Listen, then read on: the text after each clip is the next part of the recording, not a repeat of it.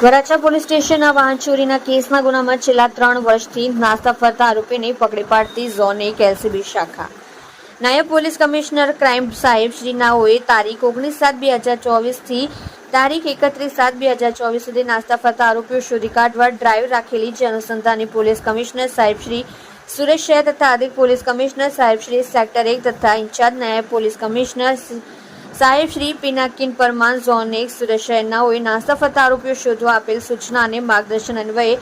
Zone 1 LCB શાખાના police માણસો head constable Sahdevsinh Mahipatsinh તથા પોલીસ કોન્સ્ટેબલ કરણસિંહ શંકરસિંહ નાઓની સંયુક્ત બાતમી આધારે આરોપી નામે ધ્રુવિન દિનેશભાઈ જસાણી, ઉંમર વર્ષ 27, ધંધો હીરા મજૂરી, રહેઠાણ C420 Sai avenue VIP circle પાસે, ઉત્તરાયણ પાવર હાઉસની સામે, ઉત્તરાયણ, સુરત, મૂળ ગામ મોટી વાવડી, તાલુકો ગારિયાધાર, જિલ્લો ભાવનગર નાઓને પકડી પાડેલ છે.